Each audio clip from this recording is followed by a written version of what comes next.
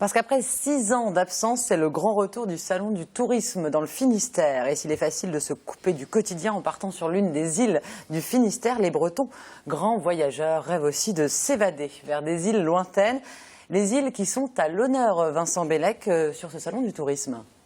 Tout à fait, on a souhaité mettre en avant justement les nombreuses destinations au départ de Brest, que ce soit les destinations proches, les destinations un petit peu plus lointaines, pour que justement tout le monde puisse y trouver son compte le temps d'un week-end, le temps d'une semaine, voire plus. Chacun trouvera sa destination ce week-end. Toutes les durées de séjour. Alors l'offre insulaire la plus large parmi les aéroports bretons, eh bien, c'est à Brest, Véronique Guével. Quelles sont les destinations insulaires qui plaisent beaucoup depuis l'aéroport de Brest ? Alors, de par l'actualité géopolitique, on va dire que l'offre s'est un peu recentrée sur l'Europe, notamment l'Espagne. On va citer par exemple les îles des Baléares en premier. Donc là, les destinations, c'est Brest. Jusqu'à quelle île? Jusqu'à Palma, donc Palma de Majorque, qui est la capitale de la grande île des Canaries. Des Baléares, pardon. Parce que les Canaries, on va y venir, mais évidemment, il y a du succès aussi avec les Canaries. C'est Tenerife, la destination. Tenerife, effectivement, sur l'île de Grande Canarie, mais nous proposons également donc, en destination 2 autres îles qui sont Lanzarote et Fuerteventura. Ça marche bien. C'est des destinations qui sont toute l'année, donc ça arrive au printemps. Non, ce sont des destinations qui commencent en fait dès le mois de novembre pour Fuerteventura, et le reste donc commence à partir des vacances de Noël, on va dire, et donc pendant toute la saison hiver et continue pendant la saison été normalement jusqu'au mois d'octobre. Quand on part de Brest, c'est pas des vols quotidiens, non, en général c'est une fois par semaine. En ce moment, les vols ont lieu le samedi.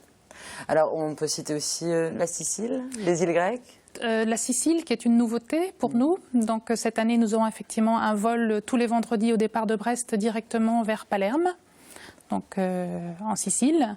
Les îles grecques, nous avons cette année également une autre nouveauté, puisque nous avons l'arrivée de la compagnie grecque Aegean, donc qui nous propose soit des vols seuls, donc pour les personnes qui préfèrent aller avec leur sac à dos, ou la formule séjour pour les familles, effectivement, donc avec hôtel et tout arrangé dès le départ. Ça démarre quand?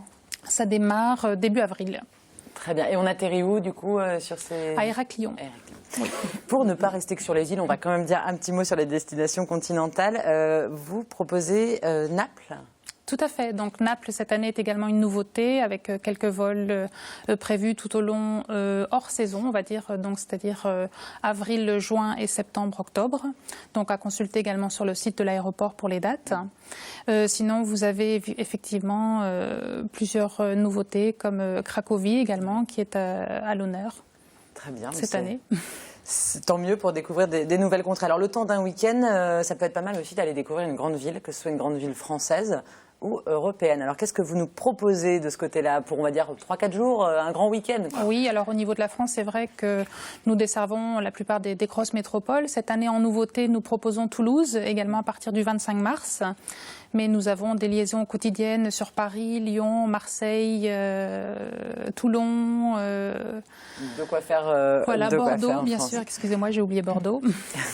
Et puis, les prix sont accessibles pour ces destinations, ou il faut s'y prendre tôt pour avoir les meilleurs prix? Comment ça se passe? On réserve ses vacances tôt? Disons qu'en fait, vous avez 2 types d'offres. Vous avez une offre, on va dire, de compagnie régulière, donc avec en général des tarifs un petit peu plus élevés.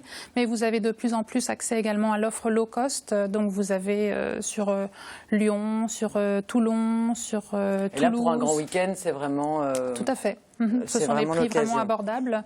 Et plus on s'y prend à l'avance avec le low cost, plus effectivement les prix sont intéressants. Et pour revenir aux îles, Vincent Bellec, il n'y a pas que l'avion. Pour rejoindre les îles étrangères, on peut aussi prendre le bateau pour rejoindre l'Angleterre, par exemple, cette grande île exotique juste en face de chez nous, de l'autre côté de la Manche. Expliquez-nous un peu comment on y va. Par exemple, pas très loin, le ferry à Roscoff. On y va et puis en quelques heures, on s'évade, on change de langue. Donc là, c'est quoi les villes d'arrivée? La ville d'arrivée de Roscoff, Plymouth? Plymouth, Portsmouth. Donc la Cornouaille anglaise à découvrir. Un petit mot sur cette région qui est vraiment juste en face de la Bretagne.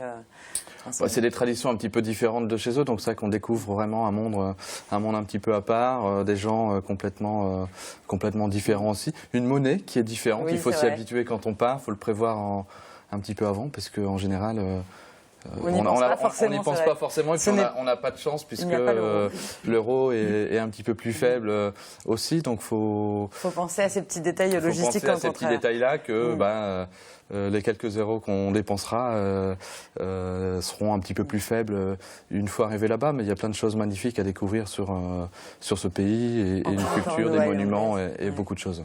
Et puis l'Irlande, là aussi, il y a même 2 compagnies qui nous emmènent en Irlande depuis Roscoff. Également l'Irlande, voilà, et puis une terre, l'Irlande, pour les amateurs de whisky, une très bonne île avec de magnifiques paysages pour le coup aussi. On peut prendre une voiture et faire le tour de l'île et se dépayser en quelques heures, c'est très sympa. Vincent Bellec, un mot pour terminer. Il n'y a pas que des stands dans ce salon du tourisme à Brest ce week-end, il y a aussi des animations. Un petit mot là-dessus. Tout à fait, c'était notre objectif de varier un petit peu les plaisirs, de se dire on va pouvoir partir loin. Mais comme on est au mois de janvier, on s'est dit on va mettre un petit peu de soleil en plus des destinations.